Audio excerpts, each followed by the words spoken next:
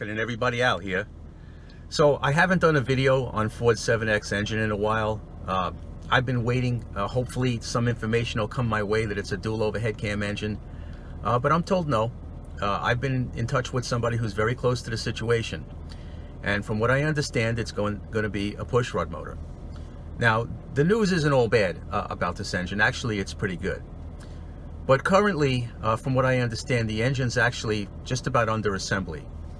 Last month I got the news that the 543 build chart was put out, and at the top of the build chart it says 7.3. So that would make this engine a 440 cubic inch motor. That's a pretty big motor. Now, I'm also told that this engine is being built for the big Ford trucks and some specialty vehicles, and there is some talk about putting this engine in the Mustang.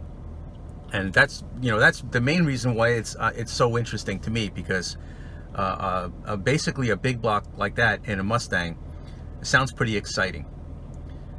So I'm told that currently there's a few F-350s roaming around, all camouflaged up, and one of them shown here. This is a truck that actually has the 7.3 engine in it, and from what I also am told is that the dualies are pulling 20,000 pound trailers. That's quite a capacity if you ask me. The news gets even better. This engine, depending on calibration, is making 520 horsepower and 529 pound-feet of torque. That sounds pretty stout to me. You asked some questions about the motor. What does it look like? Does it look like, say, a modern pushrod V8 like this one here? This is an LS engine that was up on the engine stand at 5 Bar Motorsports. I had a chance to take a close look at this motor. Pretty stout looking piece, but I'm told that it does not look like, the Ford 7.3 doesn't look like this engine at all. I asked the question, does it look like an early Boss 429? I'm told no. It looks more like the generic 385 series engine, like the 429, 460 engines that they built years ago. So it has a very distinctive Ford look to it. Still at this point though, there's a lot of things that we don't know about this engine. This engine, we don't know its actual dimensions. We don't know the bore, we don't know the stroke, we don't know how the VVT is actuated, we don't know how many valves per cylinder, we don't know anything about the heads. There's a lot we don't know. But one other thing that we do know is that this engine's going to have direct injection, and it's going to be equipped with a 10-speed automatic. So that's all good. Once again, this engine is being built for the trucks and for some specialty vehicles. Like I say, I'm told that it's going to go into a Mustang at some point, but it could go into some other vehicles too. We're talking about a new Ford Explorer that's getting a different engine layout.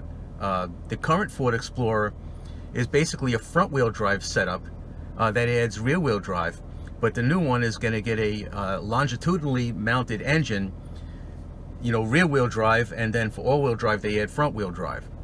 So when you pop the hood on the new Explorer, you're going to see basically the same thing you see when you look under the hood of a Mustang or a F-150 truck or something like that.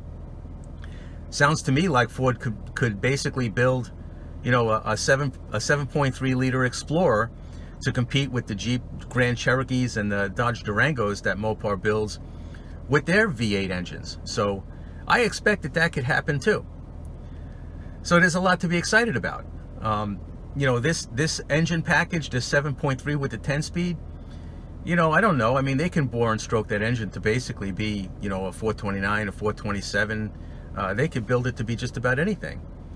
And I see this engine and transmission combination being used for possibly Fox body swaps. Think about that. Put an engine like that into a Fox body or an SN95. That sounds pretty cool. So that's about it for today, folks. As the information comes out, I'll bring it to you. And I just want to point out one thing. There's still some scuttlebutt on the web that this could be a dual overhead cam engine. So I'm leaving that slight possibility that could still happen. So thanks for watching, guys. We'll talk to you later.